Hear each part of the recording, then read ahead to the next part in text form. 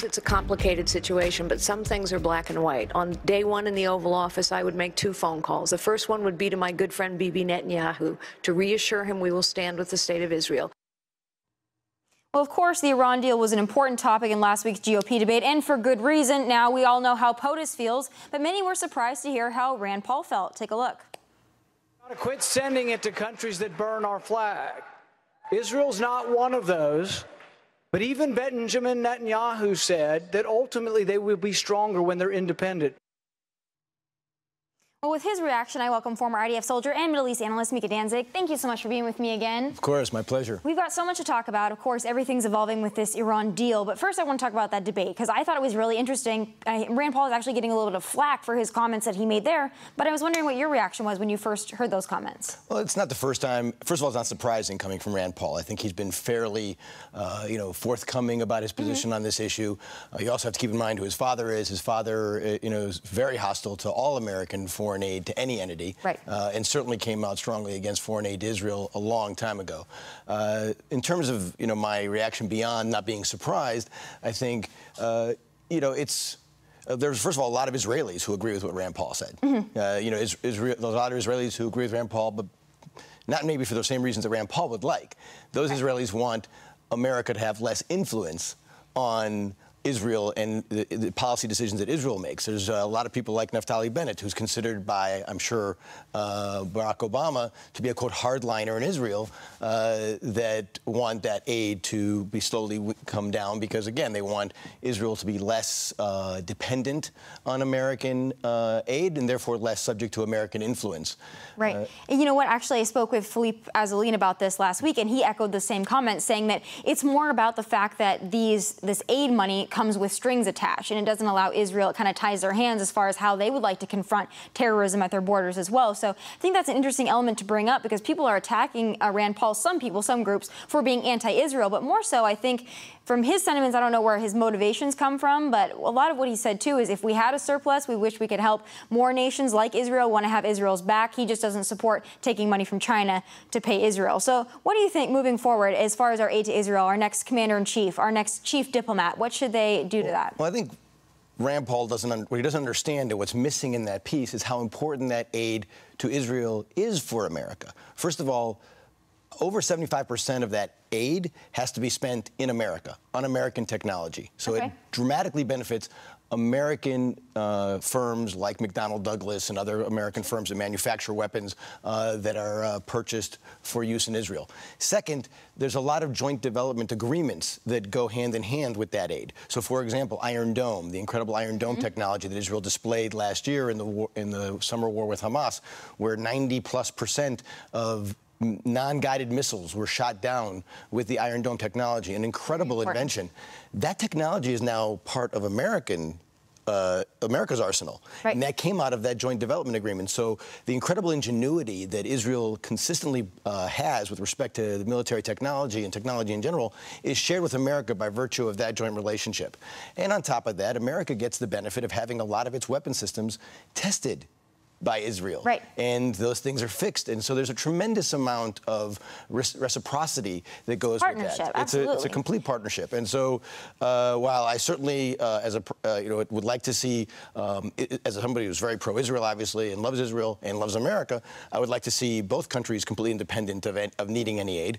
But, in terms of what America gets from it, it gets a lot. Right. And we can't forget that. And we also have to keep in mind that the cutting off that aid is not something that I don't think anybody wants. I think maybe a weaning off and keeping it on very narrow strategic issues is probably what most Israelis and Americans would like to see. It's not how much you spend, it's where you spend it, and your priorities, and keeping that partnership strong to make sure that both nations are benefiting. I think at the end of the day, that's what's most important. And I think it's important to bring out that concept as well and discuss what Rand Paul said, because you're right, there has been different reactions to his comments. But I want to move back now to something that we know is still very important, which is the Iran deal. And you actually wrote an article very recently talking about how we shouldn't have wishful thinking about what Iran will do or will not do and how rational they are. Can you kind of explain a little bit of that to our viewers? Of course. I mean, a lot of what I've been hearing from people that I consider to be well-meaning, not people who share the ideas of the Iranian mullahs about wiping Israel off the map, right.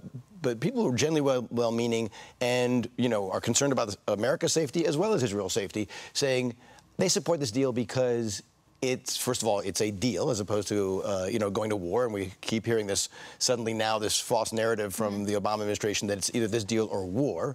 Of course, before, not too long ago, President Obama was saying no deal's better than a bad deal. So when did that change? But we hear that this deal, quote, could transform Iran.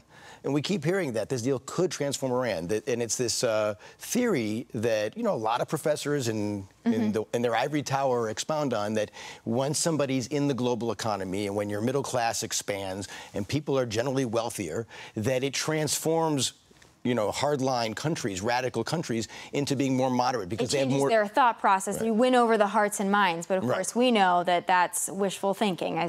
Well, first of all, it is clearly a speculative agenda, right, or speculative idea, right? When you say it could transform Iran, by definition, you're speculating. So to debase a really bad deal and to try to support a really bad deal that doesn't have, any verifiable inspection regime for the military sites and the non-listed sites, I could go on and on about all the problems with the deal, but to support this deal based on something that could happen is in and of itself deeply problematic.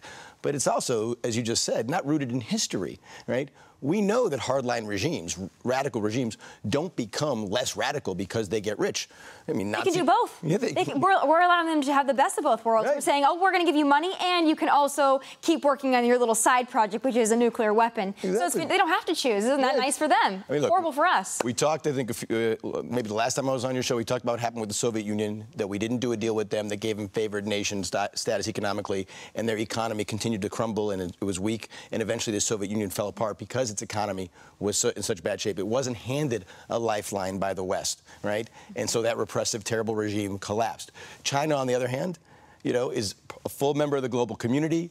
It has, it participates in international trade. It has a huge middle class right now, and its government has never been more repressive. They estimate that China is the only country in the world right now that kills more political prisoners than Iran. Right. So when you reward bad behavior continues, because what you allow will continue. But we know that there is another certain leader in Hitler that he was supposedly supposed to be rational. Of course, he would want to win the war. But we know if we look to history, what was he doing with his resources? And it was, again, wishful thinking that we turned out to look ridiculous on. I mean, again, this is something that we're talking. You talk about 1938 when I was here before, and the problem with our president, our current president's thinking on a lot of this Iran deal and the rationalizations he gives for it is that it's not based on history. He cited to the history of the Iraq War recently, forgetting that numerous people that were for the Iraq War are also now for this deal with him. Right. So that whole argument by him doesn't seem to really wash, but. He made a statement, I believe, May 21st of 2015, so not too long ago, in support of this deal before it was fully announced. But when we had the basic parameters of this deal, he had an interview with Jeffrey Goldberg of The Atlantic. And in that interview, President Obama said that anti-Semitic leaders are irrational in their anti-Semitism, but they don't... They're rational actors when it comes to foreign policy and their actions. But we know that if we just look to Hitler, that is not the case. Exactly the case.